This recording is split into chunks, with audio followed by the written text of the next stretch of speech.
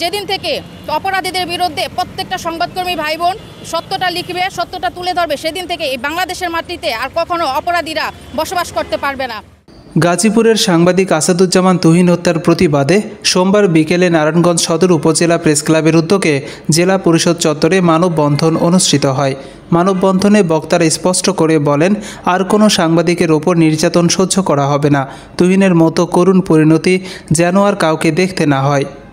একতাবদ্ধভাবে কাজ করা, একত্রিত হওয়া, যতদিন একত্রিত না হবেন অতদিন সাংবাদিক নির্যাতন বন্ধ হবে না। তুহিনের পরিবারের প্রতি সমবেদনা জানিয়ে বক্তারা দাবি করেন, সরকারকেই তার পরিবারের দায়িত্ব নিতে হবে এবং আইনের শাসন কার্যকর করে খুনিদের দ্রুত বিচার নিশ্চিত করতে হবে। আসসালামু আলাইকুম, আমি দোলা দেওয়ান, জাতীয় দৈনিক সরেজমিন বার্তা নারায়ণগঞ্জ জেলা প্রতিনিধি।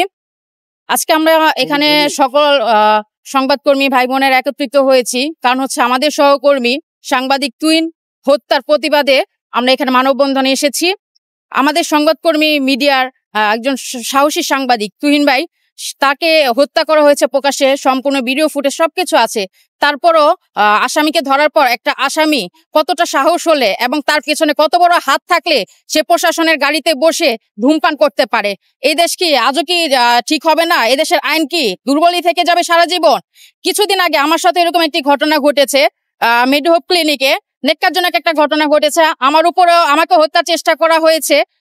ভিডিও ফুটেজ থাকার পরও আমাকে সরাসরি হত্যার হুমকি দিচ্ছে এবং হত্যার চেষ্টাও করেছে।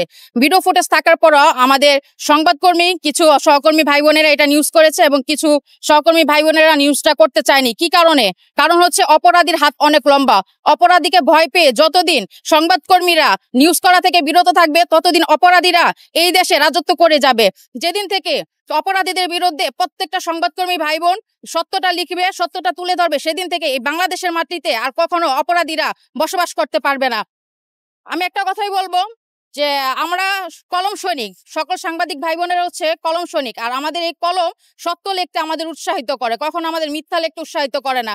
তারপরে যারা মিথ্যা লেখে বা লেখার চেষ্টা করে তাদেরকে সবাইকে বলবো যে আমরা অপরাধীদেরকে পরিহার করে আমরা সত্যের পথে আসবো, সত্যটা লিখবো, সত্যটা তুলে ধরবো। মানববন্ধনে বক্তব্য রাখেন নারায়ণগঞ্জ সদর উপজেলা প্রেস ক্লাবের সভাপতি নাবিলা শারমিন, সাধারণ সম্পাদক জিহাদ হোসেন সহ তামান্না দেওয়ান দোলা, শিরিন খান, মোহাম্মদ ইব্রাহিম, সাথী আক্তার, রুহুল আমিন মণ্ডল, তন্ময় শিকদার, মোহাম্মদ ফারুক দেওয়ান, মোহাম্মদ রাকিবুল হাসান, মেহেদি হাসান অপূর্ব, হাসান আহমেদ প্রান্ত, মোহাম্মদ সানি হোসেন, মোহাম্মদ শেখ কাউসার, মোহাম্মদ শামীম হোসেন, মোহাম্মদ সিদ্দিকুর রহমান, সুমন সামিউল, বৃষ্টি, ফাহমিদা ও জুয়েল মেহেদি। শেষে ফাঁসি চাই তুহিন হত্যার ফাঁসি চাই স্লোগানে মানববন্ধন কর্মসূচি শেষ হয়। ফাঁসি চাই